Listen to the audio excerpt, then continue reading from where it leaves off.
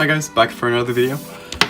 Today I've got an Invicta, very controversial watch. It's basically an homage to the Rolex Daytona. As you can see, it looks the exact same thing. The only difference being this is way cheaper at $80, and it's a 39mm instead of a 40. And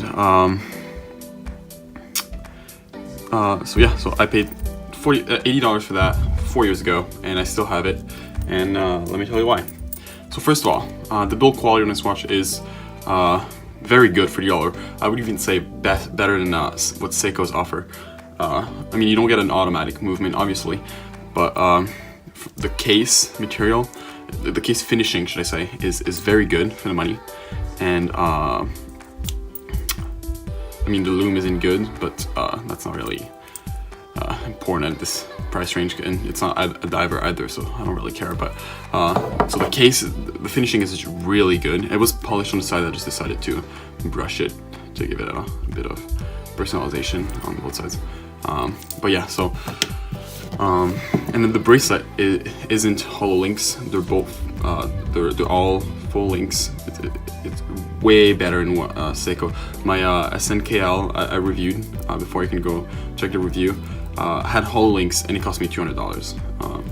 So this is way better, if you ask me. But yeah, so the quality of this watch is really good. I mean, in 4 years of intense use, I've never had a single scratch on the mineral crystal. Yeah. Second is the dial. I feel like the dial is really nice. They could have just put like a flat white or flat black dial, because they also offer like different colors, but on the dial, and they didn't. And I feel like that's a big selling point for $80.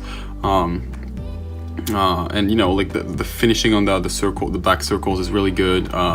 You know, it just looks way more expensive than an $80 watch would look like, right? And so that's the dial. And then there is a resemblance between this and the Daytona, as I mentioned earlier. It is the exact same looking watch, to be honest, except this the seconds hand is used for, you know, the seconds of the hour, the current hour, you know, instead of being for the chronograph. The chronograph seconds is here, and I'll talk about that later, why it's not in there. But yeah, other than like the writings on the watch, it's very similar in the dial, you know. You know, even the case is like, they fake the screw down case back, the Rolex proprietary screw down case back.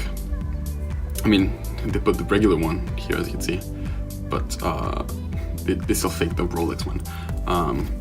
And yeah, like except the size and some minor differences, this is very similar to the real deal. And yeah, so next is the strap. I put it on a Strapco strap. Crowns and buckle. Sorry. Strap. It's a decent strap. It's not the best, but I mean, I paid like $40 for it, so it's not a big deal. But it really goes well with this watch. It's just a sporty. It's thick, but it fits well with the watch. So I like it.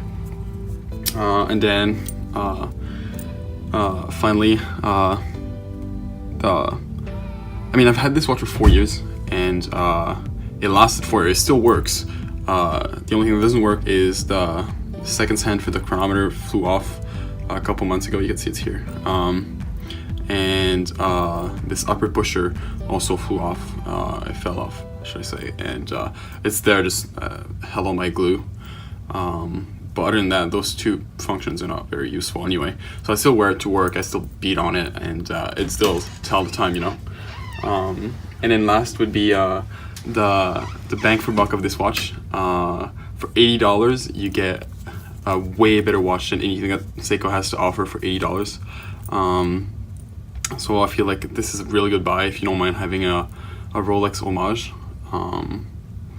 So yeah, I highly suggest it, recommend it to you guys. So yeah, if you have any comments, leave them down below, and please share and subscribe to this video. Thanks.